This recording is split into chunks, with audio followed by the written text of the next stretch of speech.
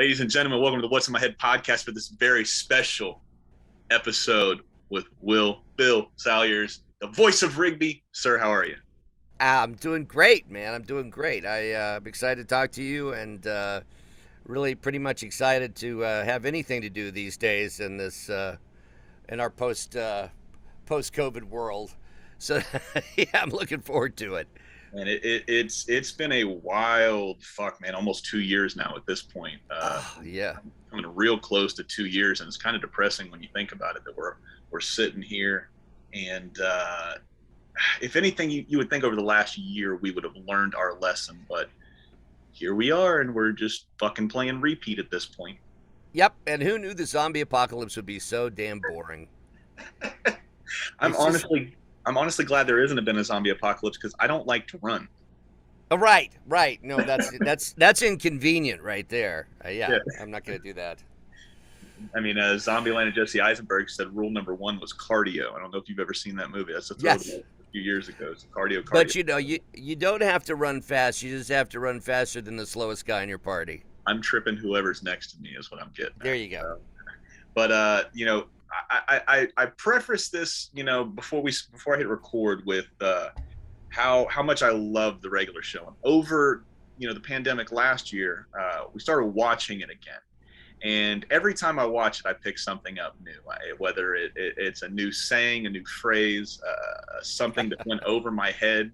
Just something about this show is just so beautiful, and it's so whimsical. It's so fun, man. Taking it back, do you remember when you got the call? I'm assuming it was a call from an agent to possibly try out for this show. You remember? Yeah, it was. Casting for me was a long road. I got an audition in, and it was very sort of nondescript. It was like just dialogue, really. And I knew I was reading for a raccoon, and there was no context for the lines. So the lines, which were all from the YouTube pilot, the lines were things like two ties. You don't know what I'm throwing next, baby. But that sentence with no context is kind of bewildering. Yeah. So I didn't know what I was talking about. I didn't know what I was talking about railroad ties or like light S&M. I didn't know what I was talking about. So, but I realized from the writing that whoever the dude is, he had not really found his chill. He was pretty wound pretty tight. So the voice I went with was two ties. You don't know what I'm gonna throw next, baby. And that pretty much became Rigby. But what was trippy about that is so I read for the show. Now, animation is a tight, tiny world. And I've had plenty of face actors, plenty of on-camera actors ask me how to get into it because it's such a tight world. And I read for regular show with no connections whatsoever. I didn't know JG. I didn't know anybody at Cartoon Network. I didn't know anybody. And I was really surprised when I got cast in the pilot. And that went great, and I was thrilled and had a good time. And then I went back to my day job, which was fixing computers at the time, because I didn't hear anything else after that. The pilot for Cartoon Institute aired or went out on YouTube, and I thought it was pretty popular, but I didn't hear anything. I thought, well, that must not have really taken off. And so one day I get an email from a friend that says, hey, I know this friend I have this other person in casting, and they're looking to cast something for Cartoon Network. And she asked me to just put her directly in touch with all the people that I think are good. So go ahead and submit. So I contacted this woman, and I said, hey, I did a Cartoon Institute pilot. I was in Moral Oral. I've done this, that, and the other, and I would love to come read for whatever you're doing. And she responded pretty quickly and said, well, it's funny that you would contact me because we're auditioning for your part, and they've already seen you, so they don't need to see you again. And I kind of like pulled the knife out and went back to formatting hard drives. But I was surprised, and then when I thought about it, I was not that surprised. I was like, well, it's not like I have a huge animation resume, and they were probably looking for somebody that they worked with before. And so I just kind of forgot about it and went back to work. And my agent kept me up on the procedure on what they were doing. And I guess it was months later. It was almost Christmas, which is a lot later. He called and said, yeah, I've got an update for you on regular show. And I said, okay, well, hit me with it. And he said, well, they've changed casting directors. And I said, oh, well, that's probably it for me then. That's probably out of the equation. And he said, well, no, not for you. They decided to go ahead and hire you. So, like, he was totally fucking with me. And I had been on the hook for, like, months. But they eventually asked me to come in and read for it again. Yeah, I kind of left that part out. They asked me to come in and read for it again. And as I was driving home, I called my wife and said, well, I did the best job I could do, so I can let it go now. But they went ahead and went with me, so the rest is history. What was her reaction like? My wife? Yeah, was she upset that you kind of buried the lead in that one and then got her at the end, or was she just super excited and let it go? Well, she knew. Yeah, more the latter. I don't think I slept for like 2 nights after I got that call, and she was pretty excited too. So I think by the time I popped the cork on the champagne, she was okay with it all. So That's fantastic, man. I mean, what a way.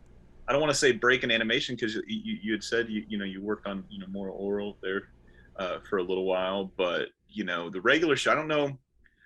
I came to the regular show a little bit later than most people, and I usually save something like this towards the end. But I feel like, and I've told this story a couple times, but never in depth.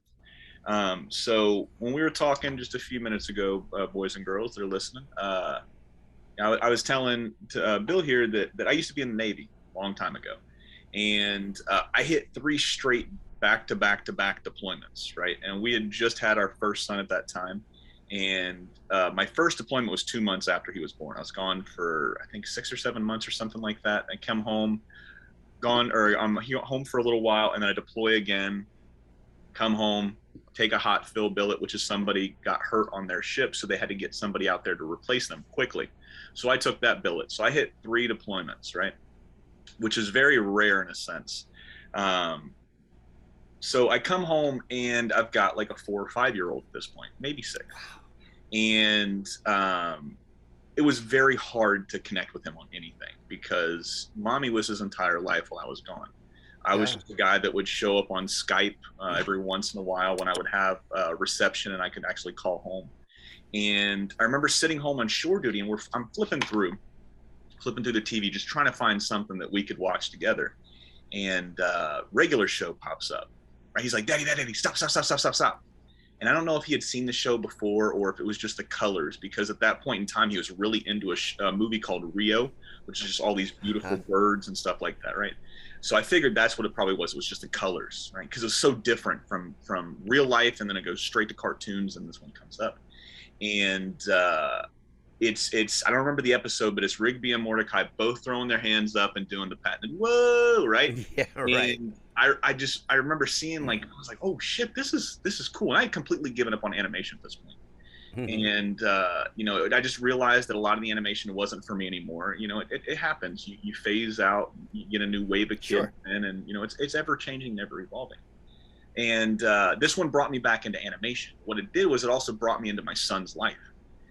So we're sitting here, we're watching this, and every day he would get used to me coming home around the same time, around 4:30, 5 o'clock. And we had this storm door in military housing. And he would see me, he would go to the door, and he'd have his little sippy cup, and he'd be in his little, his shirt and his diaper and stuff like that. And he would see me, and he would point, and he would throw his hands up, and I couldn't hear, but I knew what he was doing, right? So I'm walking up the driveway, and he would go, whoa, whoa. And I would point back to him, and I'd throw my hand up, and I'd say the same thing. And here's the thing, if I didn't do that, he would get upset, and he would just run around in circles, throwing his hands up, going, whoa, until I acknowledged him with the whoa, right? My wife hated the show, hated it, hated it, hated it. You know, her big thing was Muscle Man. She could not stand Muscle Man with all the jokes and shit like that. And she didn't understand the brilliance that Muscle Man really was. Right. But that show, and I was afraid I was going to break down and cry when I told this story, because I'm talking to 50% of, you know, who helped me connect with my son. Like I said, it was difficult as shit trying to find something with me, a 28-year-old or 27-year-old, whatever it was at the time, and a 5-year-old to connect on. But we did that over the regular show, man. I can't thank you guys enough for that, man. I really appreciate you guys giving me that, because I'll never get that. I'll never get that time back, but I will have that time and that memory of the regular show and my son. So I appreciate it. Well, I think my favorite kinds of stories, believe it or not, over the years have been dads and sons who watch the show together. But I think yours just became my favorite story among my favorite stories, because that's, and I could relate to it in a weird sort of way. I'm a stepdad, and I'm a very lucky stepdad. He just turned 22, and he's getting ready to graduate college. He's a great kid. And he didn't have much of a biological father. The man was not much to brag about, and still in all, that kid, when I first entered his life, he would have thrown me under a bus for a smile from his father, you know. Yeah. And so I know what it's like to have challenges bonding with someone that's so important in your life, and I'm just, your story just tickles me no end. That makes me very happy. Well, it's my hat's off to you, man. Because if there's, I have a younger brother, and he was in a relationship. You know, he's out of that relationship sadly now. But his girlfriend at the time had 3 kids, and Mm-hmm. I've never seen a harder job. Like, it's hard enough being a dad, but Right. going into somebody else's child's life and trying to raise that boy, or that little boy, or that little girl, you know, it is difficult, is what I'm getting at. There's no harder job, in my opinion. And growing up, I didn't have a dad either. So I had a couple stepdads, and I understand what you're talking about with throwing them on the bus for a smile for your dad, because at that time I would take up for my dad and try to say, like, no, he's not here because he's busy or some shit like that. You try to Sure. rationalize as a little kid, and then every stepdad that comes in, or every person that comes in, you're just like, man, fuck this dude, right? Who the hell Yeah, is he? He's not my dad, you know. So that's right. it's, as a little kid's perspective, you think that, you know, and then as you grow up, you're like, ah, shit, man, why was I so difficult on him? Why was I so hard? He always wanted the best for me. He always had, you know, his best foot forward. You know, he loved my mom, Jerry. I'm talking about you, Jerry Woodard. You know, it's like I said, it's a difficult job, man. So you're doing the Lord's work, and I'm not a religious person, and I don't mean that to be religious, but you're doing the Well, I Lord's work. appreciate that. So Well, I you know, I fell in love with his mom, and I knew that it was going to be, you know, that I would be marrying a family. mhm. Um, but she and I were both older at the time, and we both had previous marriages, and we were not in any particular hurry to go down that road again. Mhm. And then my decision to ask her to marry me kind of came suddenly and pragmatically when he came home. Ian had, for a while, he would say, my son Ian would stay with his dad once in a while. That became the law of diminishing returns, because we never knew what his dad was going to be like. Yeah. But he came home one day, long after his mother and I had been together, and said, Daddy says you're going to go away, and then we'll all be a family again. And I turned to Nancy, my wife, and I said, we need to give this kid some certainty, so I think we should go ahead and get married. And we did. And so, you know, and he's become just, he's my son. He's my son. That's And I beautiful. think yeah, I think he feels that way about me too. I hope that I'm just his dad, you know. I would assume he does, man. He sounds like a smart kid. He said he's getting ready to graduate college, so he's got nothing but time in the future. And I got to imagine he's going to look back and he's like, fuck, man, Bill was there for me. Bill's always been Yeah. there for me. Bill loves me like his own, you know. So, like I said, man, you're doing something big. But getting back to cutting out all the sappy stuff now, Bill. Yeah, yeah, yeah, Have yeah. dad, all this, Screw that, dude. But so you get on the regular show, you bury the lead with your wife there, saying, "Oh man, I tried my best, I got the part." So we're past that. So when do you meet JG, and when do you meet the rest of the cast, or was this something that you would record by yourself? No, I met JG. So first audition is always just from home, in this space actually, which you can't see because of my clever background. Uh, yeah, first audition is always from home, and then if you're really really lucky, they say we'd like you to come in the studio, and so that's what happened. And I booked the pilot, and that's when I met. That's when I met JG. Was when we recorded. I wish I could remember the name of the episode. It was the one where they're throwing away the chair, and Oh yeah. uh, and he, they both decide that they really don't want to throw the chair away. Um, but that was the first time I met JG, and I would go on to know him for. Let's see, we go on to work together for 6 years, and I've known him since. And yeah, if that guy's got a dickish bone in his body, I've never seen it. Like he is just. I've seen him under pressure. I've seen him be really intense, but he is the nicest guy in the world, legit. That's what I always hear, man. He's one of those guys that I hope you'll see this episode, and I hope he'll hear that story, because I've had a few people on that have had the pleasure of working with him, and I've never heard one person say anything bad. And if anything, they say if you've got something bad to say about him, you kind of got to take a look at yourself, because you're probably either a dick or the problem. So, Yeah. the consensus is he's a great guy. Yep. Agreed. So, we're talking that chair episode was a phenomenal episode. I mean, when you guys would start getting into the hot and heavy, I mean, when this show takes off, I got to imagine that it took off strong and really quickly, right? Do you remember if it was hot and heavy right out of the gate? It was there was a there was a period of evolution, because I remember when standards and Standards and practices. standards and practices. Thanks. I remember when standards and practices started really watching us, Yeah. and that was an indication that the show was becoming very popular. I mean, we used to get away with saying stuff that suddenly we weren't getting away with anymore. And when I dug into it, it was just because more and more people were watching the show. And then we started doing international alts for different countries where they would have a different standard of what was acceptable and what wasn't. And that's when I started to catch on that it was kind of a big deal. And it you as you know, because you're doing the show right now, you don't know. Right now, it's just you and me. You don't know if 100 people are going to see this show or if 1 million people are going to see this show. And it was the same way with regular show. Is my sense of it was almost like friends getting together to just sort of have fun. Yeah. And then I slowly became aware that it was kind of a big deal, and then I was the bad thing about that is then you're like desperately checking the pulse to make sure it's still a big deal.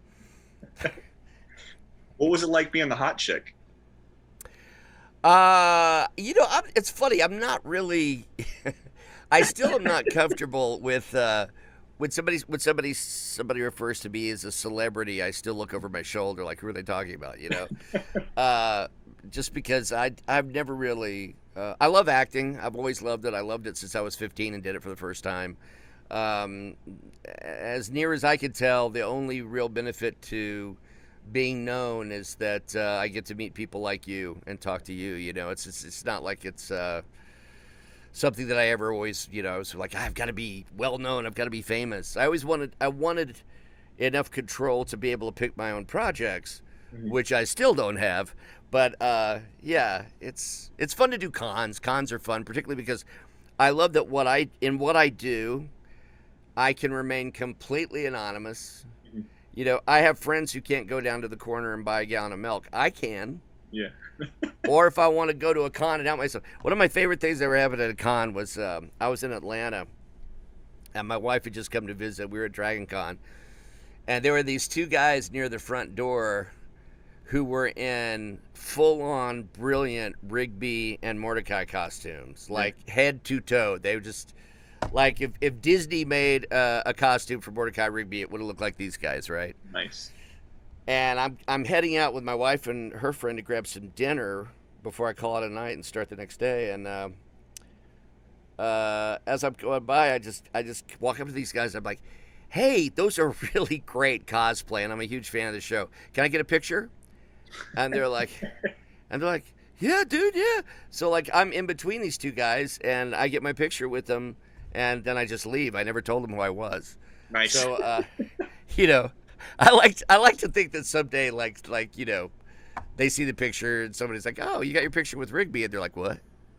Or maybe they hear this and they're like, "Holy shit, that guy was Rigby we met at Atlanta Comic Con."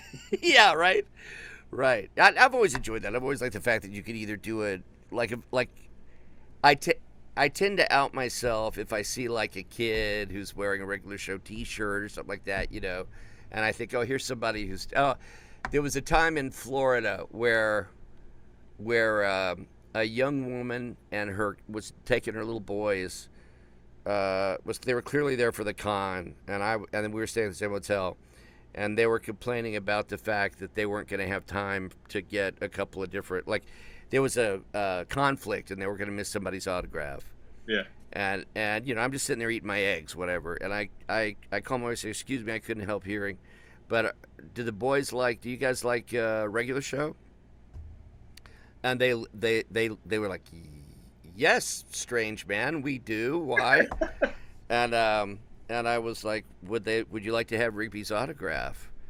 And as the slow dawning happened, their faces changed. They got really excited. Mom started to jump up and down. I was like, "Be cool, be cool, be cool, be cool, be cool." And so I was able to give those kids a treat as a consolation prize for something else that they were missing. So that kind of stuff feels good.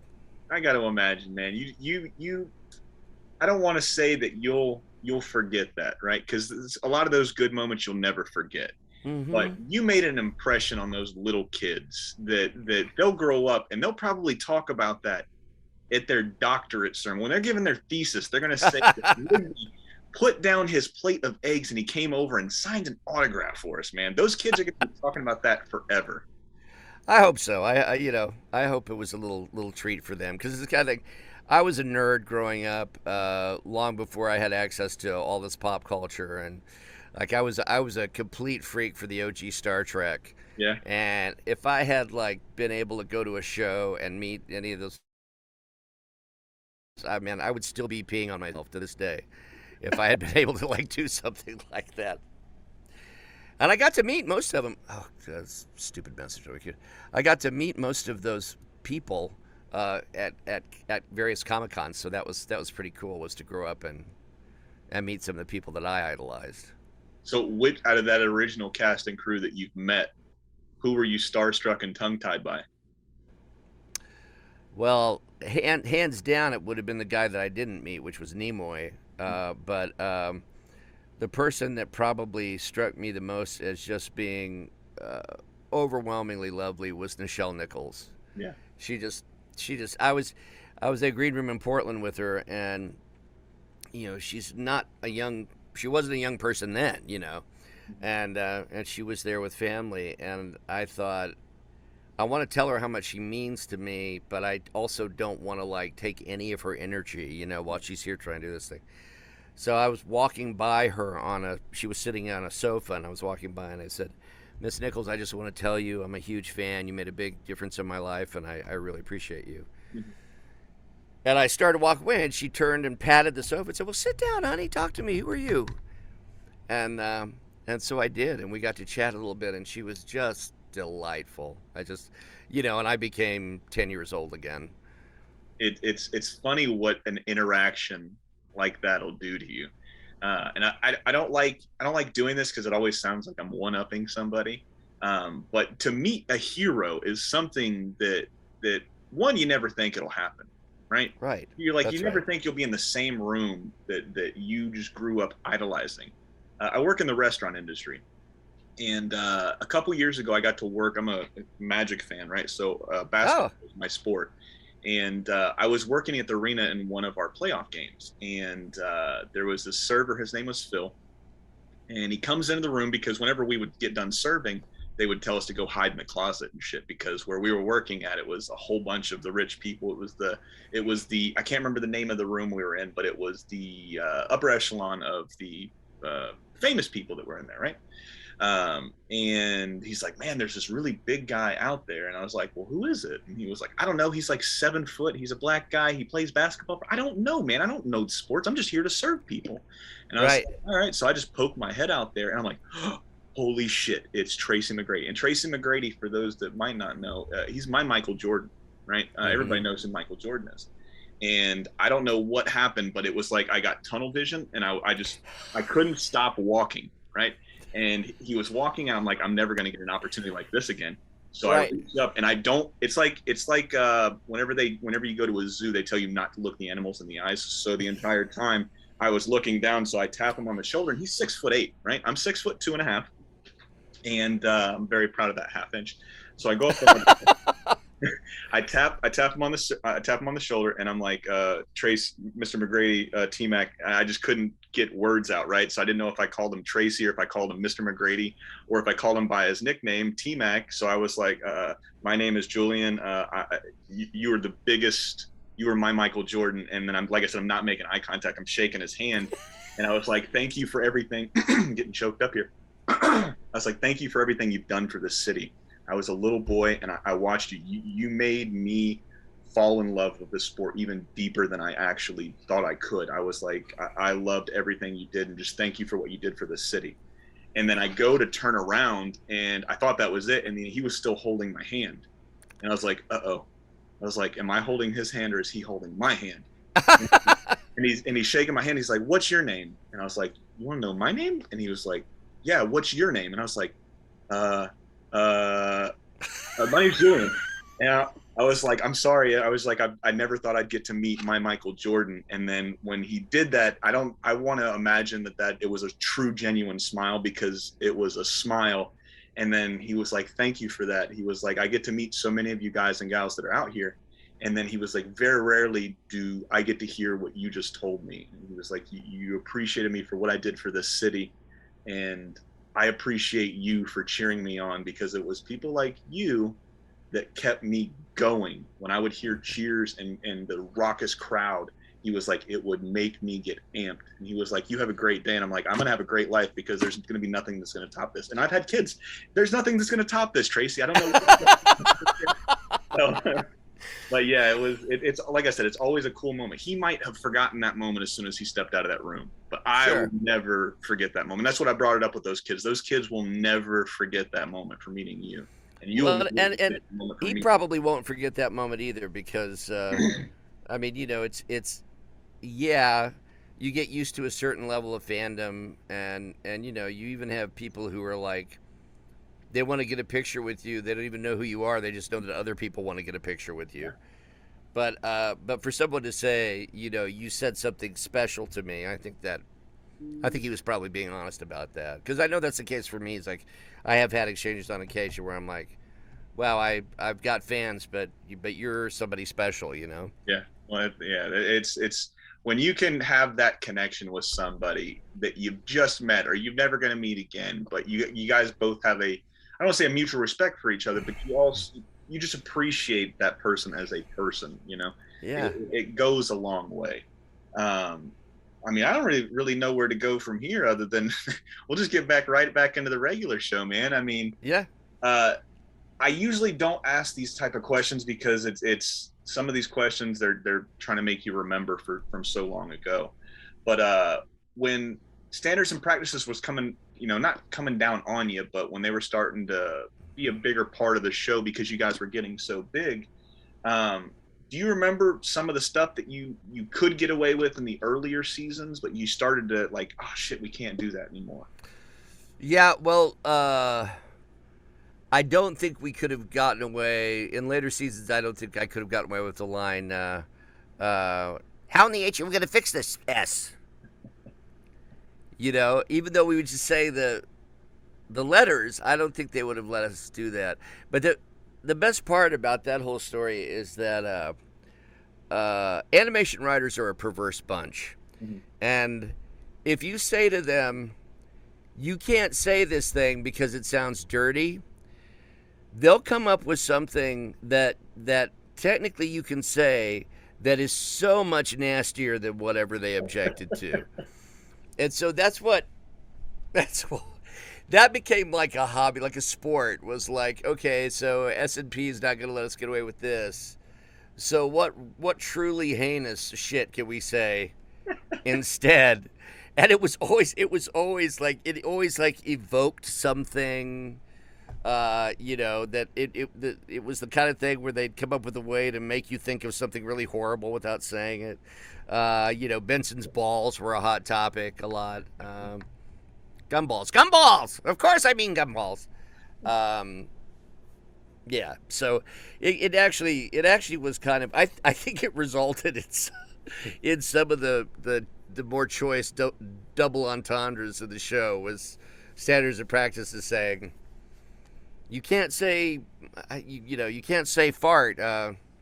Okay, then squishy emulsions from the nether region. Whatever. Like, When you're trying to, now this is going to take a step back from where we're at now, but when you're trying to flush out this voice, because Rigby's voice sounds pretty similar to yours. I mean, it definitely punched up a little bit for Rigby. And I'm very ignorant when it comes to jargon for voice actors, so I apologize ahead of time if I'm using the improper terms here. But it definitely sounds like it's a little punched up from where your original voice is. But did you already have an idea of what Rigby would sound like to you before you went into started to do that recording session to send it off, or? Yeah, I mean, his voice never really changed. It was from what they ended up going with what I did for the audition for the pilot, and then when they rehired me after the pilot, it was pretty much the same. Yeah. And it's what makes him. Tom Kenny likes to say. Tom Kenny, who's SpongeBob, yes, likes to say that even the most versatile voice, there's a fingerprint. There's your natural sound. And then some people can go very far from it, and some people can't go as far from it. But there's always a careful ear can almost always tell who's doing what. John DiMaggio, yes, tremendously talented, and he's got a great voice. Bender and Jake the dog do not sound that different. No. And yet they are very different because of their circumstances, of the way people treat them. By the time I was getting to get into animation, it was a really common thing for auditions to say, we don't want this to sound too cartoony. So they were going for more of a natural thing, whereas before, 20, 30 years before, if I'm reading for a character and he says, I don't like the way this feels, I might be going, I don't like the way this feels, and now they're like, that's OTT. You're going a little too much there, so then it just becomes, I don't like the way this feels, so you got to be responsive to the situation, but generally speaking, animation is more natural than it used to be. What is your favorite Rigby-ism or Rigby line? Do you have one, or do you have a couple? I do, but it's never. People are always disappointed because it's never the stuff that they think. They think that I'm going to be like that's going to be like Hamboning or something like that, and like that. Which when I go to a con, I say that word until I'm blue in the face. And if somebody had gone back in time to little 15-year-old me and said, someday people will pay you to come to a big hall full of people and just say Hamboning over and over again, I would have been like, you are perverse and you need to get away from me. But but it has come to that. But what? Damn, the cell died. Well, lines. So like I tend to like the subtler humor in the show. So like there's a one of the more popular episodes is and I can never remember the titles, but it's about I think it might even be called the Format Wars, about VHS and Laserdisc and all this, or Betamax. They're all fighting for primacy in the format wars, and we run into a character who is trying to promote, I think, VHS. I don't remember anymore, but the one true format, and he's like, and we're our interests combine for a moment with this guy, and so we're like, yeah, we'll work with you, and he's like, well, do you swear? Do you swear to protect the primacy of whatever VHS or Betamax or whatever, even unto death? And everybody's like, yeah, yeah, yeah. And Rigby's like, I don't know about death per se. That was one of my favorite. He was like, hang on. Take a step back. But I kind of I like those where it was a little subtler, Now, when you're doing these lines, are you guys all in the same booth at the same time? I know each show has been. So you guys all did the casting together. Well, JG, that was the thing that was really important to him, was he wanted us all in the same room as much as possible.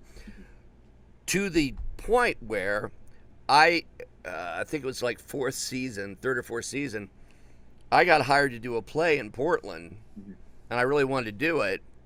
And so I went to Portland, and I had to fly back every Monday on my day off to record regular show. Which is really only interesting if you know like how really, really, really easy it is to record from another city. Like there was basically no reason.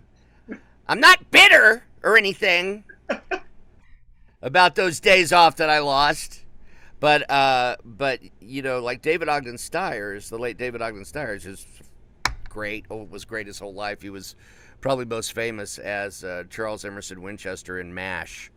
He played Pop's father on our show. He played Mr. Maylard, and he never came. He lived in Oregon, ironically, where I was doing the play. So he could record from. It's not a big deal to me. Really, I'm over it now. But yeah, it was okay for David Ogden Stiers, but not Miss Salyers' boy. No, he had to come home. Had to come back every goddamn week. What were we talking about? Out of that, just the if you guys had to all record together, out of that entire recording studio, whenever everybody's in there, everybody's meshing, everybody's bouncing lines, who is making you laugh harder and more during that recording session? Do you have one or two of those actors or actresses? Roger Craig Smith. Yeah. Roger Craig Smith, who played Thomas, but basically JG did some voices, and I did some voices, and Sam did some voices, and everybody else in the show was Roger Craig Smith, pretty much. It felt that way sometimes. I am sure Roger could not tell you how many characters he did on a regular show because he was doing so many of them, but he was a guy who could just effortlessly make you laugh either during a take or in between. Really, really funny guy. That's beautiful, man. How much of this, because I've had so many different styles of as far as TV shows go. I mean, with this podcast, I mean, it jumps all over the place. It'll go from comic books one week to animation to sports to just generally whatever's bouncing around in my noggin for that week, man. And it's always interesting to see what guests bring up what stories and everything like that. But with that going on, how scripted was this show? Because I've had, like I said, I've had other animators on where it was board driven shows and you don't really have a script. So a lot of the stuff was ad libbed or a lot of the stuff was added in post. They're like, hey, just go with whatever you feel like. We're going to rein you in for some key points here and there. But was it like that for you guys? Did you guys have a script, bullet point lines, and all that other stuff? Or was it a lot of ad libbing? It was not at all. It was very scripted, Really? and it was a board driven show. But those boards then dictated the dialogue, and the dialogue was very tight. In fact, it's funny. That's a question I get all the time. Yeah. Was how much did we ad lib? And the answer is almost none at all, because JG really had a strong idea of what he wanted and, Mm-hmm. and the type of humor he was trying to get at, and so it took me a little while to find the rhythm that he was looking for with Rigby. It took me a few episodes to be like, oh, okay, this is a choice that I might make if it was just me, but I know that that's not what JG's looking for, so I'll do this other thing. And yeah, I always thought it was a great compliment to the show that so many people thought so much the dialogue was ad libbed, when in fact it was all very much planned. Mm-hmm. There were times when we'd say like, could someone come up with something more horrifying for standards and practices, or something like that. But other than those specific occasions, be like, well, what? And that's not to say that they were rigid. I certainly made suggestions that got into the show. Other people did too. Mm-hmm. It's just that he always had a strong idea of what he was doing. Beautiful, man. It's the mark of a true genius right there. Yep. And when you think about that show and then everything is essentially scripted, you're like, holy shit, the attention to detail that man had and that entire crew had For is sure. unbelievable. Especially when, like I said, when I'm talking to people like the Robert Alvarez's of the world and the creators of all the shows that I grew up on, like Ed, Edd and Eddy, and Johnny Bravo, and Samurai Jack, Dexter, like all these things. It's board driven and very few lines of dialogue is in there. They're just like, fuck it, roll some dice, we're going to see what happens because this is a board driven show. The art is really going to tell the story here. And then to find out just 10-15 years later it's kind of flipped and it's the opposite of what it used to be, but it's so well done. It's just crazy how everybody has their own style. Yeah. With regular show, I got to imagine, did you watch this show when it was coming out, or were you one of those that didn't like to watch what you did? As much as possible. And it's funny, I don't like to watch typically my own work, but I realized in the first few weeks of recording that it was such a collaborative process. I might be thinking to myself, oh, I really have to bring the funny, like how do I make every line out of my mouth funny? And I came to realize that it wasn't Rigby was a collaborative effort. It wasn't just me. It was the animators. It was the writers. And so I relaxed into it, and I really enjoyed watching it because it wasn't always clear to me in the room what it was going to look like. Yeah. And I always enjoyed seeing how I'd have a kind of an idea in my mind because of the context of the script, But I always enjoyed seeing what the final outcome was. And I think I won't go so far as to say that I've seen every episode, but I think I've seen most of them. Yeah.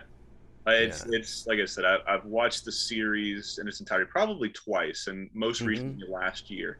But I'm not one of those fans that can sit there and tell you, hey, in part 2 of episode of, We Get the Ducks, what was going on in Rigby? I don't, my brain doesn't work like that. And then, Sure. And then when I was telling you, you had a shit ton of fans questions. We'll get to those in just a few. Some of the questions I had to like skip away from is stuff like that. Like, hey, in the second part of this episode, what did he really mean by X, Y, and Z? And I'm like, dude, fuck, I don't know. I didn't even pull that shit. I'm pretty sure he's not going to remember it either. So I really appreciate that because, a common factor among fans, and it's one of the things that makes them so lovely and dedicated, is that they tend to emotionally feel like that whatever their fandom is, whether it's regular show or Mass Effect or whatever, that's all you really think about and focus on. And regular show ended in 2016. Yeah. So yeah, I mean, I it's just as common for for a fan to walk up to me and say, in episode da da da, you did do do do da da, and I'll be like, I did, because I don't, News to me. yeah, right. I mean, that was literally, except for pickups or whatever, that was 4 hours once a week. Yeah. And so, yeah, it's hard for me to remember individual details unless they were very, very unusual. Well, speaking of an unusual detail, man, I can't remember. I can't believe I didn't bring it up when you were talking about Star Trek. You're on set with another space royalty, right? So, what was that like? I gotta imagine you remember the '90s and shit. You remember Tupac and Biggie, East Coast versus West Coast. I Sure. don't think there was a bigger nerdy, fucking hate or duel or feud, whatever you want to call it, between Star Wars and Star Trek. Now, let me set the table for just a second. I don't particularly know too much about either one of them. I watch the movies if they're out, or I watch the TV shows if it's on. Yeah. But I don't have a dog in the fight. I think it missed me as far as I was more into animation and basketball Sure. and stuff like that, and comic books than I was Star Wars or Star Trek. But being a comic book guy and a fan of animation, all this other shit, I get the fandom. I understand, like, oh, this is my thing. This is my lifeblood. This is what I love. Did you feel like you had to fight Mark Hamill because you were such a huge Trekkie, or was Mark Hamill coming off real cool, real smooth? Oh, Mark Hamill. I used to worry that somebody one day is going to tell him that he's a cultural icon because he doesn't seem to be aware of it. He is just. It's funny. I don't know how to describe him now because I used up all the words with JG. But Mark is just such. He's a regular guy. B, he's really smart. I mean, he was the guy that was always reading something in between takes. He'd always bring in a book or a newspaper, and just as down to earth as you could possibly imagine. He's a big family man. He loves his family. I told him that my kid was afraid of horror movies, and he said, "Well, you just need to show him the right one." He said, my nieces and nephews and kids always loved what was it? It was Abbott and Costello Meet Frankenstein. Yeah. And I was like, oh yeah, I'll have to keep an eye out for it. And so he brings it in with him one day. He's like, here's Abbott and Costello Meet Frankenstein. And I'm like, Mark Hamill just loaned me a DVD. I have to keep it in a bank vault. But he's he's a great guy, and he's. It must be odd for him to be so set in stone as Luke Skywalker, because he's done so many amazing things. He was on Broadway playing the lead in Amadeus. He's been in movies and TV shows, and he's kind of of course he's famous for voicing the Joker. Yes. But yeah, just a regular guy. We'd walk out of CN shooting the shit with each other, and as the two old guys in the cast. And yeah, no, he's great. Yeah, so I still go and pick up my comics. New comics come out every Wednesday. Yeah. And Batman is on my pull list. And then whenever they do, he hasn't been too much in the stories in the last few years. He pops up every once in a while. Yeah. But he is still the voice. When I read Batman in my head and shit, Kevin Conroy, the voice of Batman from the Batman animated series, and Mark Hamill, the voice of the Joker, are still the two voices that I hear whenever I'm reading a panel of Batman, I'm reading a panel of Joker. Whether it's homicidal maniac Joker, very cartoony Joker, Mark Hamill is still the voice I hear as Joker. Yeah. And just to hear, like, I've heard a few stories like that where he's just like, I wonder if he knows he was Luke Skywalker, because it's just, this dude is so fucking famous, and it just doesn't seem like it bothers him. It doesn't seem like it's his thing. He's just a normal, humble guy. So, a quick true story about Mark. I wanted his autograph, right? And we were all at San Diego Comic-Con Mark was not there for a regular show. He was there for some science fiction thing he did, and Star Wars, and and he was signing. Well, he was there because he was Mark, and he was signing, and I think he was getting $300 a signature at that time, I think, and. And I had my cash in my hand. I was ready to pay him because I'm like, I want his autograph. The fact that I work with him shouldn't play into that. Like, I'm not going to be like, hey, give me a discount because I see you every week, And we stood in line. They had a very slick setup where you parted with your money long before you got to Mark. Yeah. And so I paid, and we got up to him, and he's like, "What are you doing here?" And I said, "Well, I want your autograph." And not only did he insist on giving us back our money, giving me and my wife back our money, but then he tries to throw the attention on me. He's like, "Hey everybody, it's William Salyers, Rigby from the regular show," because that's just who he is. That's just the kind of guy he is. Such a beautiful person, man. Yeah. Man, I'm getting choked up here on this episode today, Bill. As we start to transition into the fans' questions, because I don't want it to keep you super long. I'm having a blast, man. I didn't know what I was going to expect from. I never know what I'm going to expect from any of these episodes, but I'm really glad that you were like, "Hey," you answered my message on Twitter. I was like, "Holy shit, is this a joke? Is somebody fucking with me?" So I was like, whenever you're in the military, you have this very, very, somebody's always fucking with you mentality. You're like, That's not really Rigby. That's somebody that's a bot. You're like, no, you messaged me. I'm like, holy shit, he messaged me back. And then he's like, yeah, let's keep chatting. I'm like, holy shit, this might be real. I'm just waiting for the other shoe to fall off. And here we are, we're talking, man. So, like I said, I really enjoy being able to talk to you guys and gals that I've had on here, because it's fun. Because you get to know, like, we know the characters you played, right? We know the voices you've done, or the characters you've portrayed, or we just know, but we don't know you as a person. Most of the time we Google an image and we know that, but we don't get to see or hear like how you think. You're just as much of a fan of Mark as everybody else is, and you got to work with the man. And I mean, it's just crazy. Like, you're normal is what I'm getting at, Bill. Here, you're yeah. So, well, I think that's nice. People rarely use that word to describe me, but that's it's. I never wanted. Kids will ask me sometimes online in various forums, how do I become a famous actor? And I'm like, well, I don't know how to answer that. I said, I'll usually say, well, that's like saying, how do I get struck by lightning? You could get wet and go stand in a field, but whether or not the lightning hits you is largely up to the lightning.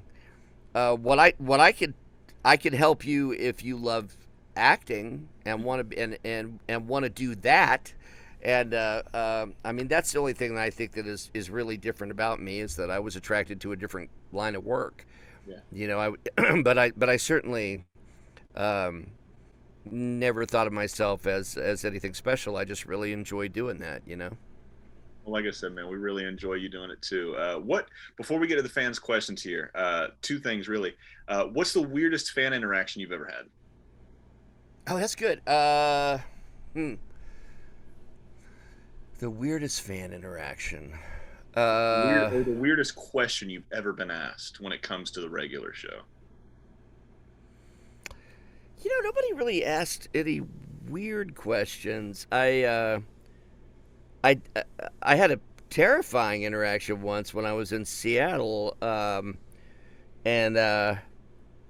I was at a con in Seattle, and I was signing, and I look up, and about 40 feet away from me is an elf, and the elf has a sword, and I had enough time to think to myself, cool elf outfit, and then the elf raised the sword, screamed, and started running at me. Jesus Christ.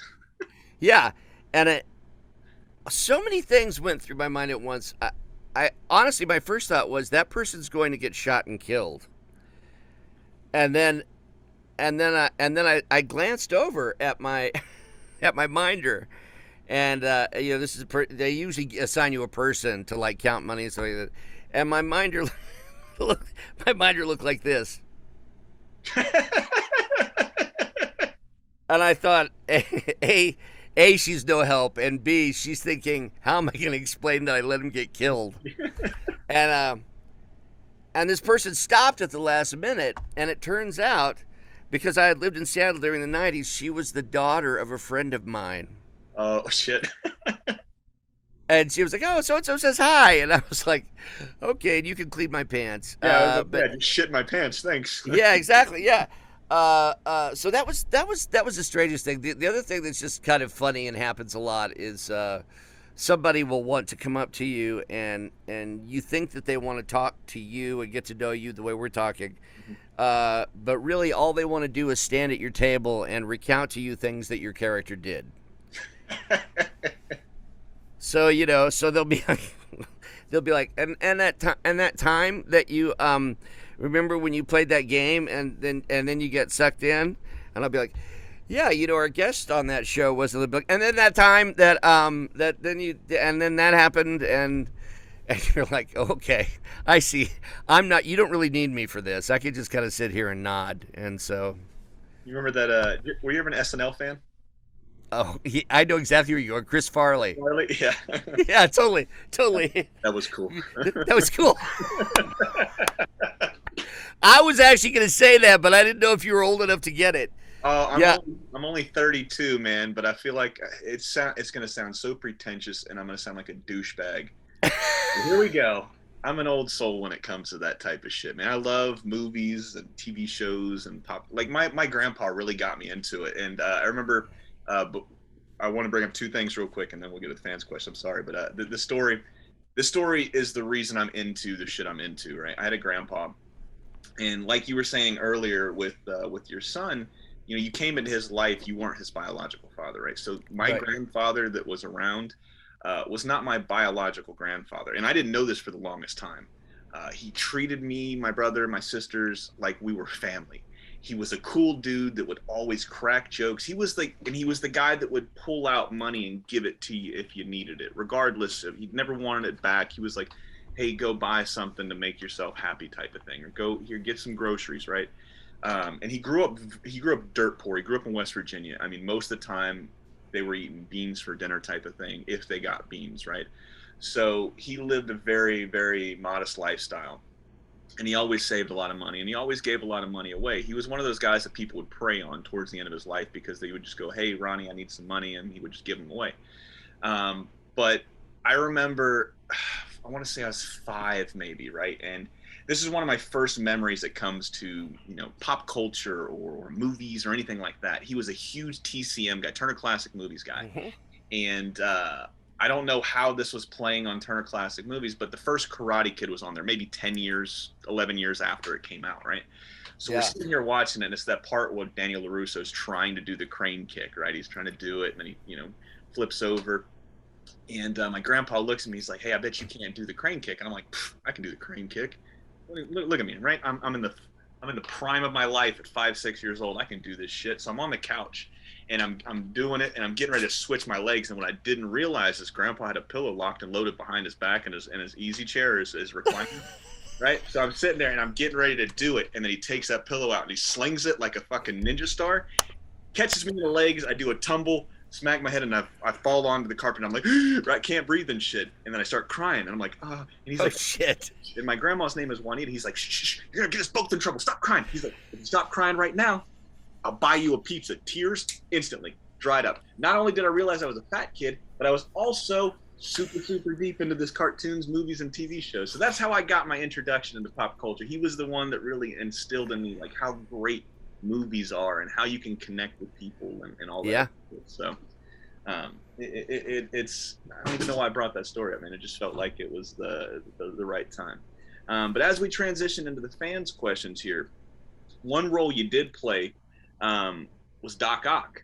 right? So you Yes. played it in the Spider-Man game here, and I got to imagine, what was that? Were you a big Spidey fan growing up? Did you have to read anything to get into the head of Doc Ock, or was it I natural? kind of did the opposite. I mean, I was not a big superhero guy growing up. I was more into the scary stuff. So, Tales from the Crypt, that kind of thing. Yeah. Much to my parents, my mother's chagrin. But then I didn't fully clock. They will do this thing in video games, particularly the AAA video games, where they don't tell you what you're reading for, Mhm. right? And so it's almost embarrassing. So I got a call to go into to Sony. I must have done an audio only audition. I don't remember, but I remember going into Sony to do the audition for Doc Ock, and some words that never came up in that audition at any point were Spider-Man, Doc Ock, Marvel. Like they never like Yeah. they wrote a fake scene, and they had me play it, and the way it was described to me was that this guy, who's not really much physically, he's more of an intellectual. Um, he is an inventor, and he's at his lab, and he's doing all this great work, and then somebody comes in and they take his work away from him, and at the end of the scene, these arms. At the end of the scene, these arms come out from behind his back and attack the people that are taking his stuff. And I was like, that sounds cool. Doc Ock never crossed my mind. I never thought the guy with the arms coming out from behind his back is Otto Octavius, clearly. Yeah. No, I was just like, okay, this is some weird. I mean, because that's not what's the word I'm looking for? It's not a patented device or anything. They didn't copyright. So I do the scene, and I know that it's going well because out of the corner of my eye, I see the animation director jump up and pump his fist in the air, Mhm. and so I leave, but I still have no idea what it was. Yeah. It wasn't until I actually booked the job that that I found out that I was doing Otto Octavius, and then I didn't want to read anything about it. Of course, I had read Spider-Man. I loved Fred Molina's take on Doc Ock in the movie, but I didn't. I knew that I would be getting a complete story in and of itself, Yeah. and I didn't want to read anything that was going to conflict with that. So when we did the 400-page table read, I was like, I tried to let go of any idea of Doc Ock. I tried to let go of any idea of Otto Octavius. I was just this guy on the page, Mhm. and I found it actually really accessible. Yeah. That I was never a Spider-Man fan growing up. Batman was my guy. Swamp Thing was my guy. I was more of a DC guy than I was Marvel. And Yeah, when it came to Marvel, I liked She-Hulk is my favorite Marvel character of all time. There's just right. something about her just so badass. It was crazy is I fucking hated the Hulk. I couldn't get into him. Couldn't get into Superman. It's just they're boring characters. They're all Yeah, powerful. They have right. no Achilles heel really, with the exception of Kryptonite for Superman. But that's neither here nor there. But the reason I bring that one up is because that was the first time I actually enjoyed Spider-Man. I was like, oh wow, that's Ah, pretty cool. And then I look at the name, I'm like, that looks like the guy that played fucking Rigby. I'm like, and then I have to sit there and I'm Googling, I'm like, holy shit, Rigby, Doc Ock, Rigby. I'm like, oh fuck, this is crazy, right? And it was crazier because I was 2 joints and 14 edibles in. I had eaten a whole candy bar, not realizing it was a THC candy bar because the way they have them packaged, it looked like Hershey bars, right? So I wasn't paying attention. It didn't say Hershey on it; it said THC on each individual little square. So I'm you're on. like 50 grams in, and Oh man, whew. It was rough, and like I said, I just started playing Spider-Man. I had an entire week off from work, so I'm like, you know what? I'm gonna beat this game. Played it the first day. So I was like, oh man, I wonder what I'm doing. And the weed starts kicking in very, very slowly, right? sure. And then it goes, holy shit, I'm fucking baked really quick. I'm sitting here and I'm jumping, and it's right about that scene where his arms come out because they're trying to take his gear and everything. It's the beginning of the game, Yeah. and I'm just like, I wonder how if I just let Peter Parker drop, does he die, or does he have, like, what happens if he just falls from a skyscraper? And I was like, let's see what happens. So I climb up to the tallest skyscraper and I jump off, and I'm like, man, let's see. And I forgot that I quit breathing because I was stoned. And then I also forgot that this was a video game, and I thought I was Peter Parker inside this video game. So I'm like, I'm like, oh, just the entire time, just dive bombing the ground, and I'm like, oh fuck, I almost had a heart attack playing this game. Um, Switching from a game that you were on to a game that's getting ready to come out, I like we just talked about, I just saw the trailer for it not too long ago. We were watching Hulu. We were watching the Goldbergs not too long ago with me and my wife and my son, my oldest son, and Back for Blood came on. How did Yeah. it come about, man? Are you excited for this one? I'm super excited because I really enjoyed Left 4 Dead. There's something about co-op zombie killing. Yeah. I'm really a pretty simple. It's easy to make me happy as a game player. Give me zombies or Nazis and let me kill them, and I'm thrilled. Yeah. So yeah, I was really into Left 4 Dead, and the idea that I could become one of the player characters for Back 4 Blood, which is kind of its spiritual successor, was really exciting to me. And it was also, I loved the character that I ended up playing. He's a guy named Hoffman who is a survivalist, Mhm. and he's Simon McKenzie, who's the head writer for the project, a great, hilarious Scotsman, was telling me that. That he really enjoyed writing for Hoffman because Hoffman is he's the kind of guy that got picked last for volleyball, and his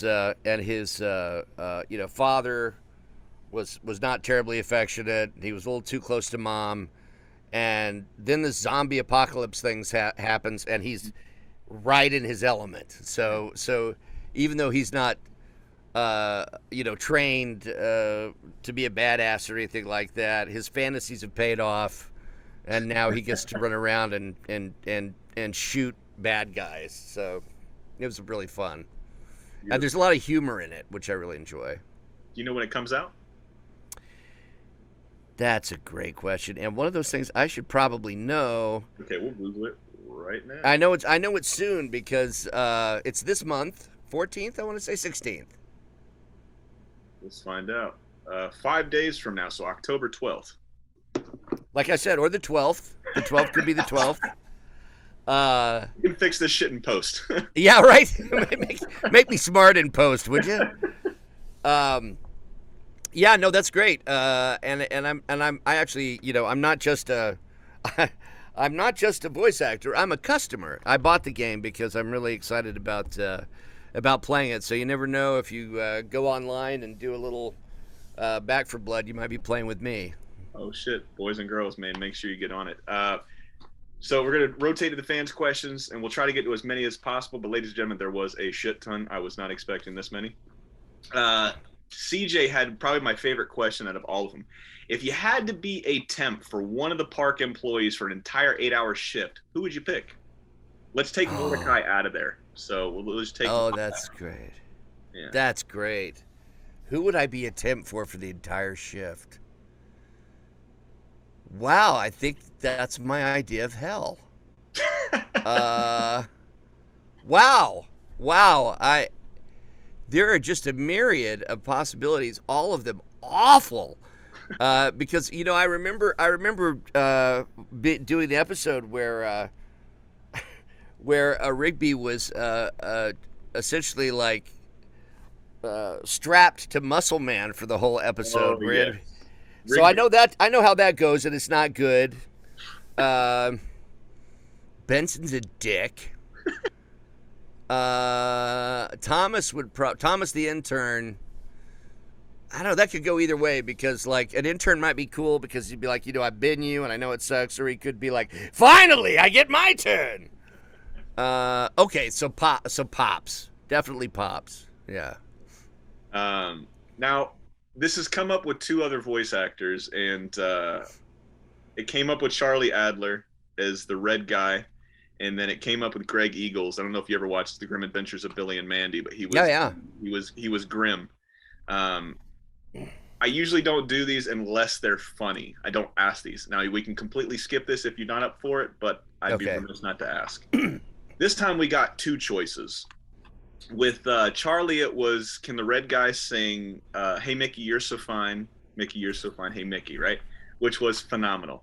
And then Greg got "Girls Just Want to Have Fun." So the Jamaican Grim Reaper singing "Girls Just Want to Have Fun." Yeah. So like I said, you got two requests this time, from one from Jesse and one from, I didn't write their name down because one of the last ones I got, but I'll let you choose. Dealer's choice, or I don't know. You count as a dealer? I'm gonna count you as a dealer for right now. So dealer's choice. Hey, thanks. I'm promoted. Any chance Rigby could sing "Working for the Weekend," or the person I didn't write their name down, any chance Rigby could sleep "No Sleep Till Brooklyn" from the Beastie Boys? There is no chance because I don't know the lyrics from either song. Beautiful. We'll pass that.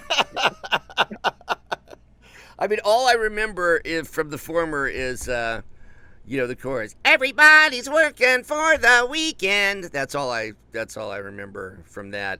Because here's the thing: if the song was popular in my time, I was probably too high to really remember the lyrics. So it's like that old saying about, if you remember the '60s, you weren't really there. I kind of feel that way about the '80s. Well, I was born in '89. That's about all I remember. I was more of a '90s kid than I was an '80s kid. So Right. there's that. But I'm not even gonna try to pronounce this one because I'm gonna butcher it. But yeah, I'm just gonna butcher it. How was it seeing Rigby evolve from a child? This is a backhand compliment. How was it seeing Rigby evolve from a child to somewhat of an adult by the later end of the series?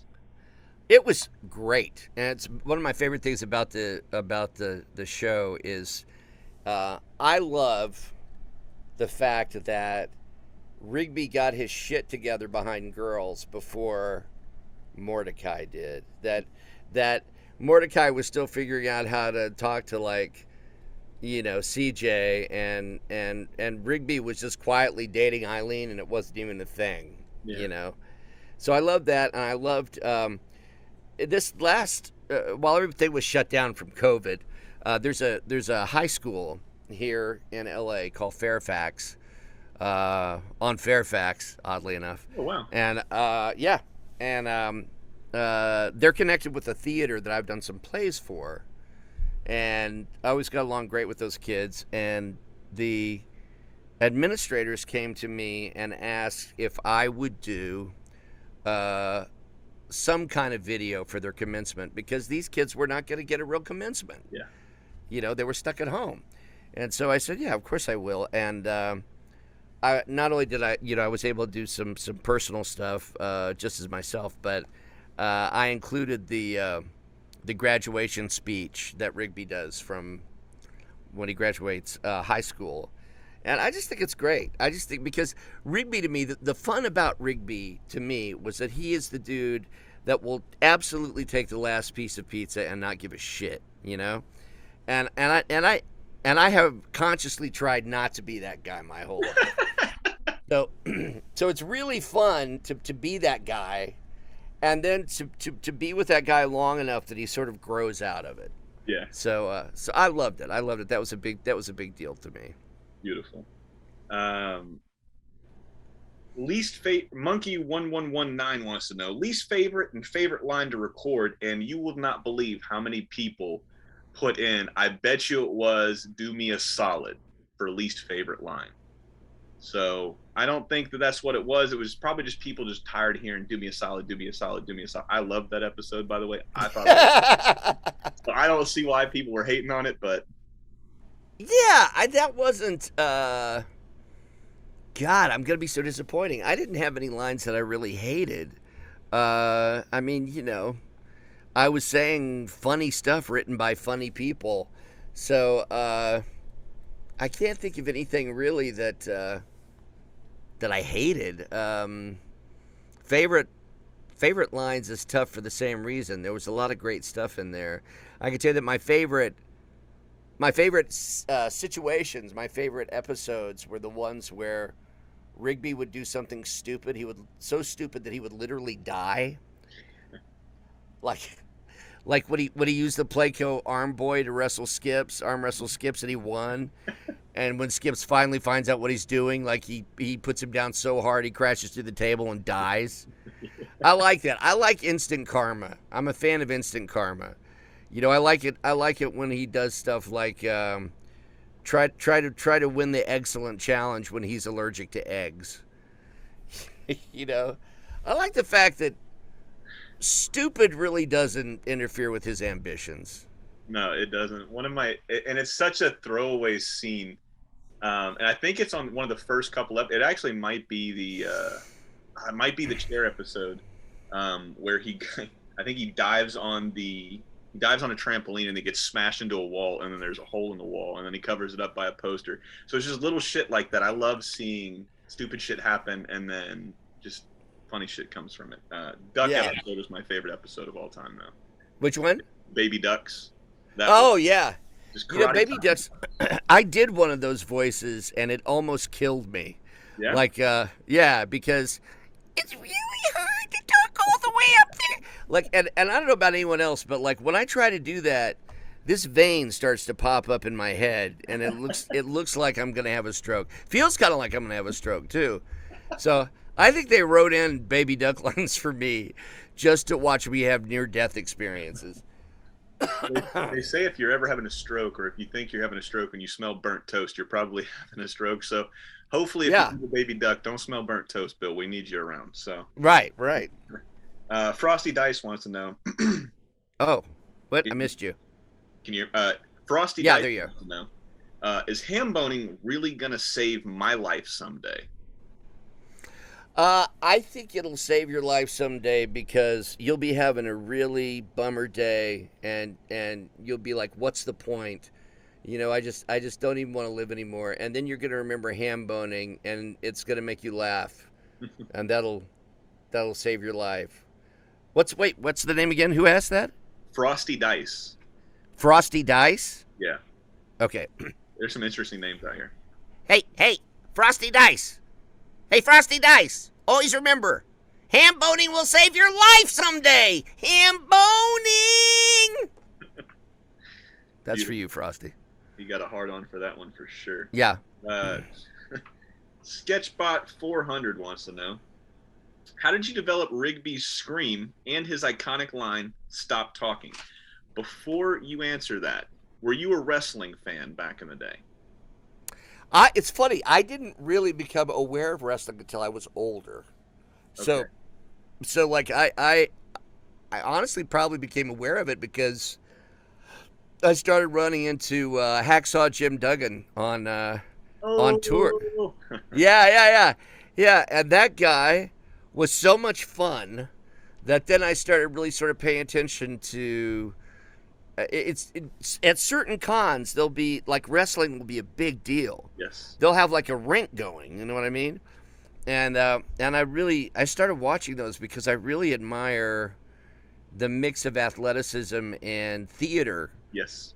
That it is. You know, those guys you know, they're stuntmen largely. Super gross. Yes. And what they do is so impressive. And so, yeah, anyway. Short answer, more so now than I was when I was a kid. Yeah, I still watch it every week. I watch AEW. I won't watch WWE because they screwed a whole bunch of my wrestlers out years ago. I'm like, no, fuck it. I'm done with these guys. I'm going to go with somebody else. So AEW I watch every week. I'm a huge – it's the male soap opera. Yeah.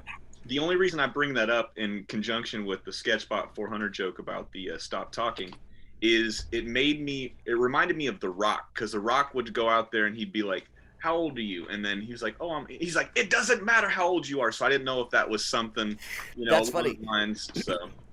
You know, you'd have to ask the writers because that was something they came up with, was stop talking. I loved it because it's such a debate fail. It's such an argument fail when you're just like, it's not even a comeback. It's like stop doing the thing that makes my brain hurt. And then, do you know how you developed Rigby's scream? Was it just you yelling in character, or? Yeah. Yeah. Yeah, it was pretty much just take somebody who's wound really tight and then give them an extra twist. Beautiful. Pace1337 wants to know, what drink does Rigby like better, Coke or Pepsi? And Notion Anderson had to say Rig Juice. So, do you like Coke or Pepsi better? I'm a Pepsi guy, but Rigby's drink has got to be the Mississippi Queen, right? Yeah. It's got to be that. Oh no, hang on. Weird things are happening in my life. Here's a AirPod. Tech is being. Can you still hear me? Oh yeah, I can hear you. Can you hear me? Yeah. Okay. Great. Beautiful. We're good. All right. Mr. Chainsaw wants to know. Yeah. There's some funny ones out here. What's your favorite song besides Summertime Lovin'? Lovin' in the Summertime, obviously. It's the song that Rigby sang when he was going to the video game competition, and he got butthurt that Mordecai didn't choose him as a partner. He chose Skips instead for the video game competition, and it goes something like, "Why do friends not pick their friends to go to a video game competition with them?" It's something about like it must be because they don't really want to win it or something like that. But it's a horrible song. It's obnoxious, and then like you have to be a dick to sing it to people. So yeah. Harold Smiley wants to know, was there ever a line? Hang on, the bad thing has happened. I think my AirPods might be failing on me. Please stand by. We're experiencing technical difficulties. Let me. Harold Smiley wants to know, was there ever a line or a scene that was hard to record due to emotion, laughter, or sadness?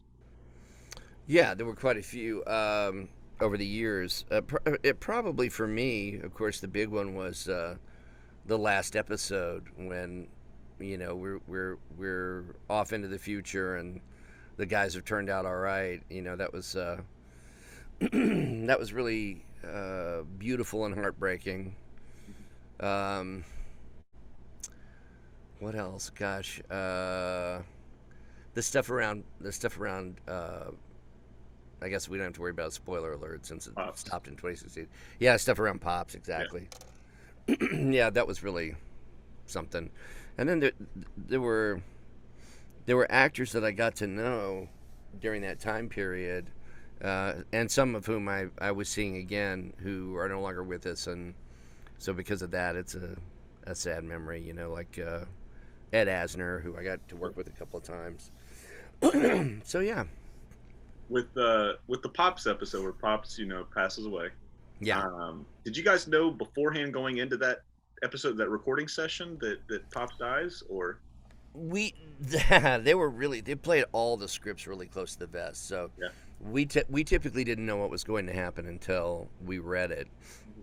So I knew going into the episode, but reading it that week was a tearjerker, Yeah. Yeah. Yeah, I got to imagine, you're sending off, a fan favorite for sure, but somebody that's definitely a part of the family. So yeah, it is. I can imagine it was a little hard. Fish Biscuit, probably my favorite name. 156 wants to know, did you do the sound effects for Hamboning, or did someone else? Someone else did, but I think what's really interesting about this question is that it kind of presumes that there were 155 other Fish Biscuits before Fish Biscuit took his name. No, it's I'll tell you why that's a good question. Is that I knew that was the bit that I did at my callback that got me the final time I was hired for the series. And I got so excited to be there reading for it that I actually did do it. So, I was like, and they laughed and they were like, yeah, don't do that. And and so yeah, anything like that, anything that is not dialogue or or your kind of more standard human noises like a whistle or something like that. That's going to be effects. Beautiful.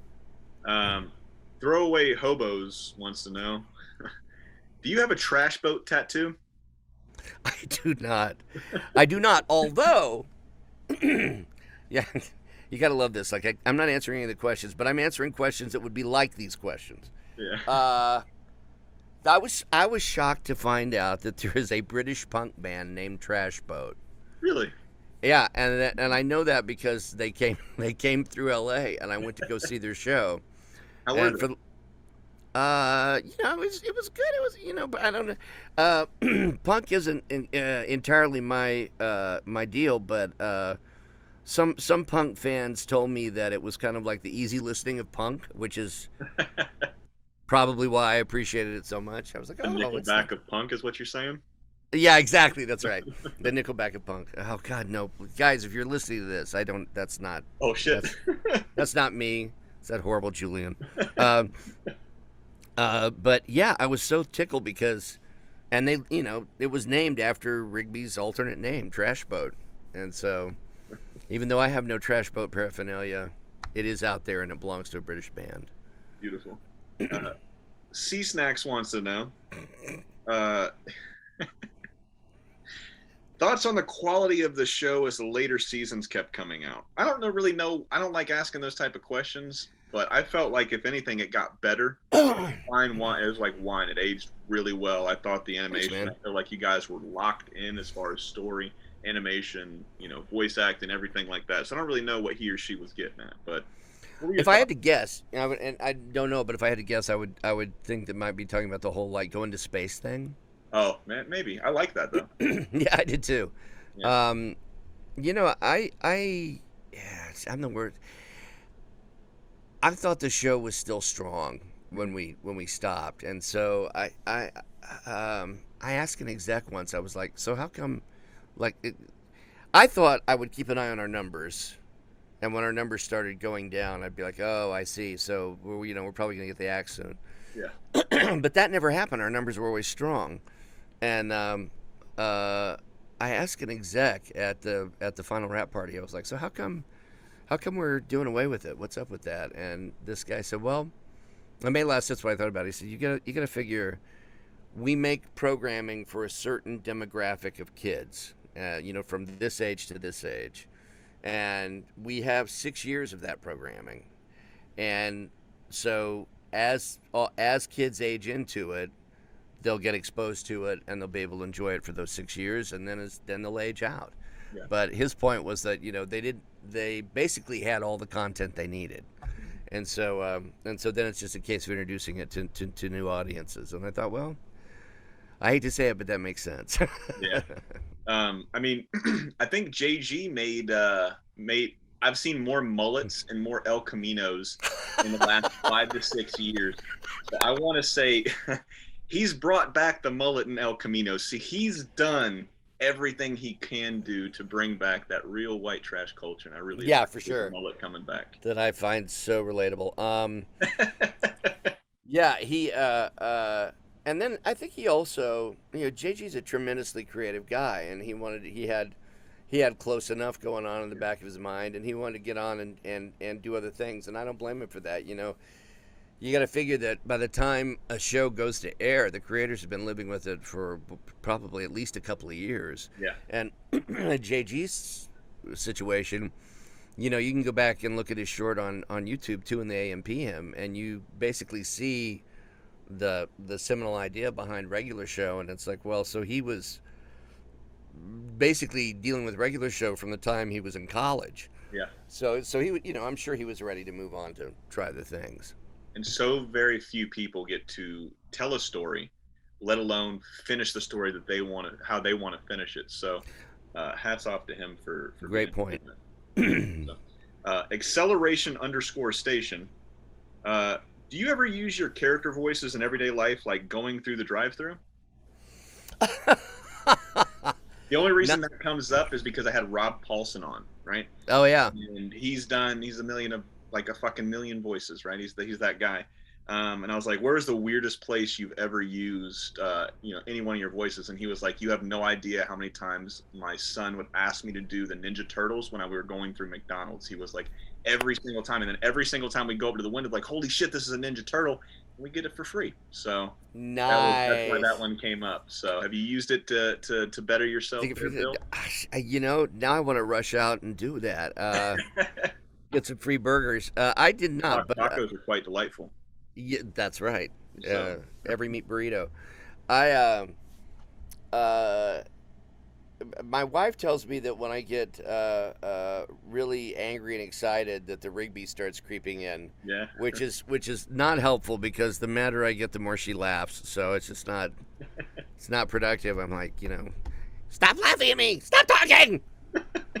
But no, I don't tend to. I don't tend to pretend. That's funny. I don't even know if anybody would believe me. I have this fantasy where I want to show up at a con at one of my own events wearing a mask, like a Rigby mask, and then hold have it prearranged so that the moderator holds a Rigby sound-alike contest and see if I can win the contest. Oh, I mean, I go to the cons every year. I'm here in Orlando, Florida, so we've got a pretty big one. If you want to try to come, I don't know the promoters per se, but I've been in talks with them for quite a few years trying to get some stuff going on. So Put in a word for me. I'll see what I can do. All Can't right, make man. any promises, but I'll see what I can do. I'll All bring right. you up once I make it big, Bill. So, There you go. There you go. Pori Duck wants to know, what do you think is Rigby's favorite pastime? Eating. Toasty Talk wants to know, is Rigby's personality based on yours at all? Yeah, he's based on all the shit that I never let myself do. Um, and for a little while, he was based on my kid, because my kid, like all kids, could be outrageously egocentric and self-centered, and Yeah. so there was a specific example where Rigby had to apologize for something, but in that really dicky way that doesn't mean I'm sorry at all. Yeah. And I totally drew on my kids. Sorry. It's like, oh wait, let me get this straight. So by sorry you mean fuck you? Is that what we're talking about here? Sounds about right, man. Yeah. Iceman1105 wants to know, how would Doc Ock interact with Rigby? He'd buy a trap. Yeah.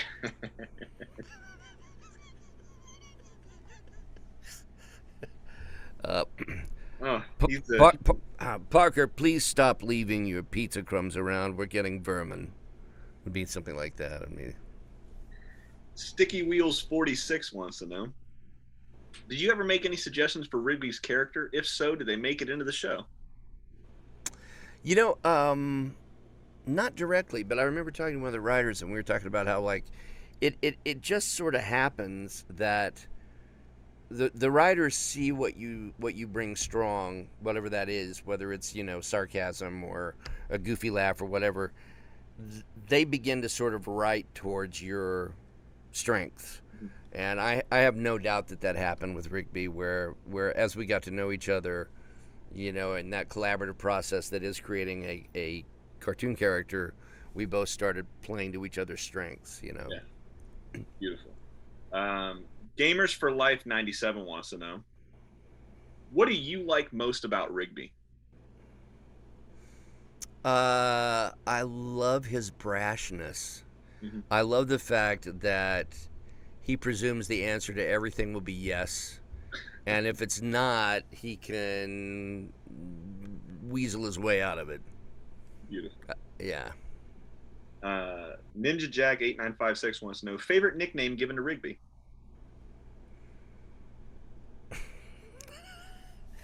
God, I'm trying to think. Well, I guess.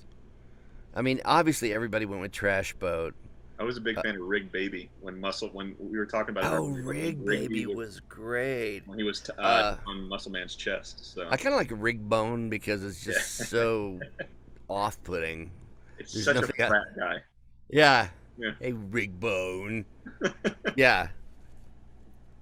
Um, the underscore mighty underscore Rex wants to know, and I think you kind of prefaced this earlier when we were talking about script, but were a lot of the Mordo and Rigbyisms we see in the show written in purposefully, or were they things you and JG came up with?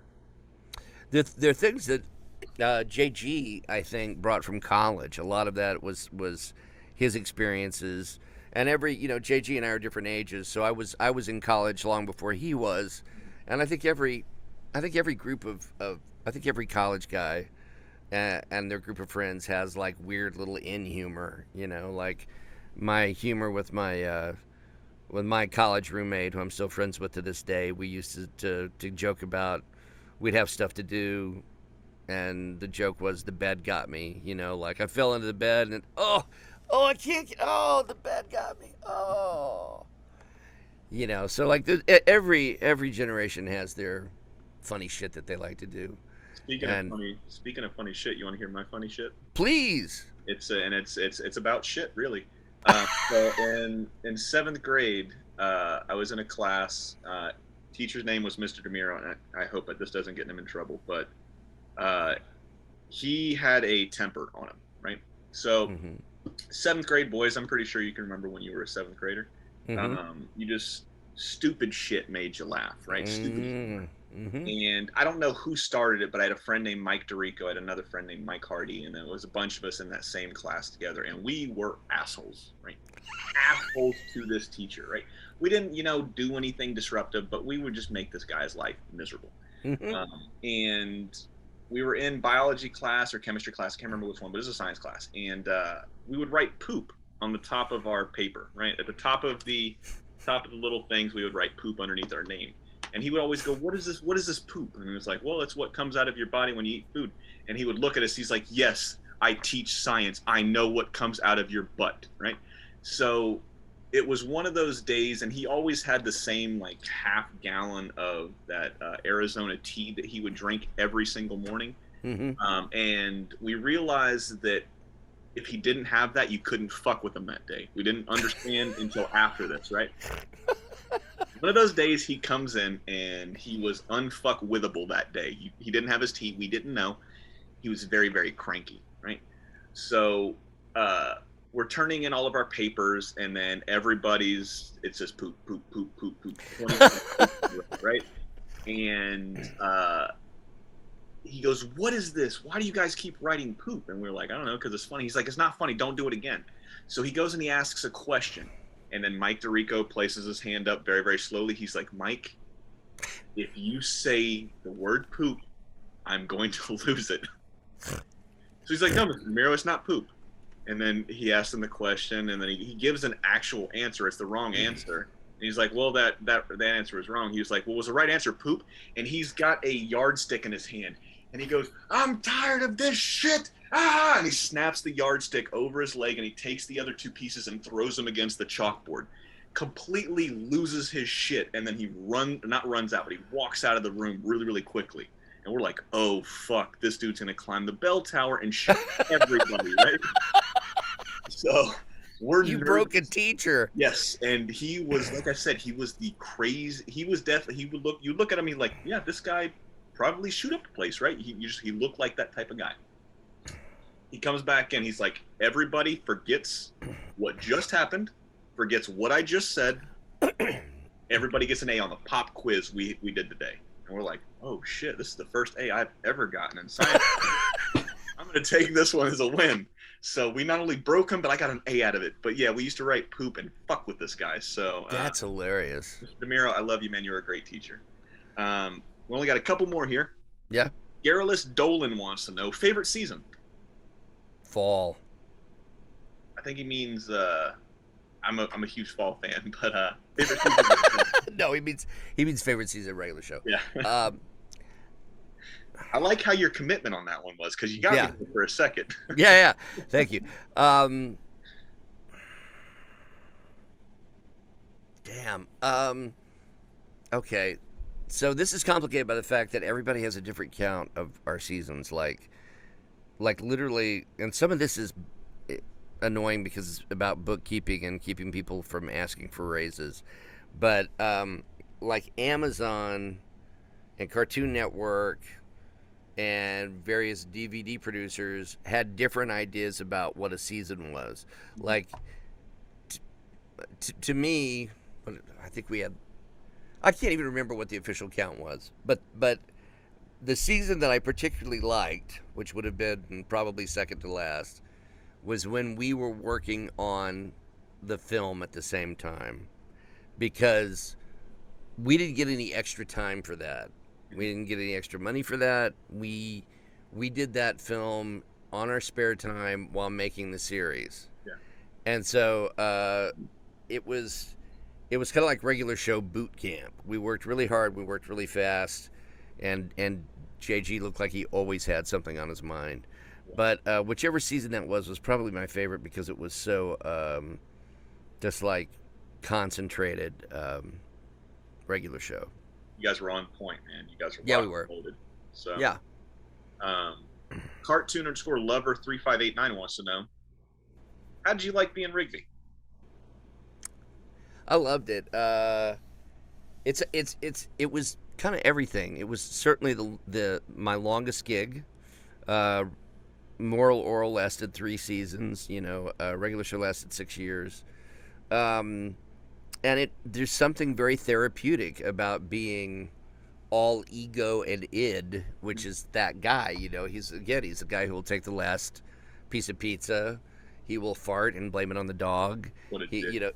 Yeah, he's a dick, and it's super fun being a dick. And then it was made more fun on those very rare occasions where they'd let me not be a dick, and you could kind of see the person inside the raccoon.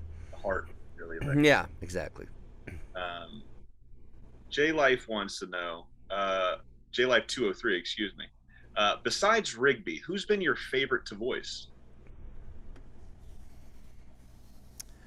Well, it wasn't a large job, but and I am strictly speaking voice. I don't consider Doc Ock voice. That's motion capture. So I would probably say the Penguin, because I grew up thinking the Penguin and Burgess Meredith were really cool, and so I really enjoyed getting a chance to be a part of that history. I was in the last 2 movies that featured the voices of Adam West and Burt Ward, and so that was a big deal to me. Yeah. I'm glad you brought that up, because that is our. We've got 2 more questions, and that the last question is about Penguin and Burgess Meredith. Okay. So Salty Fox 99 wants to know, what was it like being on Moral Oral? I think it's one of the most underrated performances and most underrated shows. Oh, thanks. I have a soft spot in my heart for my Moral Oral fans, because that was a great show about hypocrisy, and was, I think, really funny because of that. A lot of people thought it was something it wasn't, whether it was like making fun of Christianity or ripping on David and Goliath. It was not really intended to do any of that. It was about hypocrisy. Yeah. And that's always been a real stickler for me. That's something that always bugged me. It's like, be whatever you want, but be that thing. Don't lie about it. And so that was a big deal for me. And I love working on Moral Oral. Moral Oral was separate from, say, regular show, because the animation was done to our dialogue, and so we could ad lib if we wanted to. We were frequently encouraged to. Yeah. And when I would give a sermon as Reverend Putty, I would just stand in front of the mic and give a sermon, and then a group of people would come together and animate that, and it was really cool. So I just loved it. To this day, it's one of my favorite things I've ever gotten to do. Beautiful. And last one by Brain_teaser. What would you say the balance of recreating Burgess Meredith's interpretation versus giving your own take on Penguin for the 66 inspired movies? That's a brilliant question, because and I didn't know this until I was hired to start working on it. there were estates involved in those performances in those films. There's the estate of Burgess Meredith. There's the estate of Cesar Romero. There's the estate of those, and so we were told not to imitate them, Hmm. but to evoke them. Yeah. And so, I felt like mm, I didn't try so much to be Burgess Meredith as to be my idea of Burgess Meredith playing the Penguin. You know what I mean? And I thought it worked out pretty well. But we were definitely not going. We were going for an evocation rather than like a direct imitation. Beautiful. Yeah. I really enjoyed those movies, and Penguin doesn't get enough love, man. My favorite supervillain has always been Scarecrow, Oh um, yeah. but followed up by pretty close to Penguin. We're going to see what Colin Farrell's going to do with the Batman coming out pretty soon. So, but Yeah. you've got some pretty big shoes to fill because you absolutely crushed it as the Penguin in the Oh, '60s. thanks, man. I really Thank you appreciate very it. much. As we start to wind down here, man, where can the fans come and say, "Hey, I really enjoyed this," or give you some well wishes? Where would you like to direct these folks to? Well, they could either find me my fan page on Facebook or William Salyers, or they can tweet at me at WL Salyers. I'm on Instagram. I'm pretty bad at it because I like eating my food more than I like taking pictures of it. So I'm more of a writer than a visual communicator. So if you want to come follow me on Twitter and let me piss you off there, that's at WL Salyers. Beautiful, man. He's been Bill. I've been Julian. This has been the What's in My Head podcast. It's been another piece of your childhood. Good night. Bye, folks.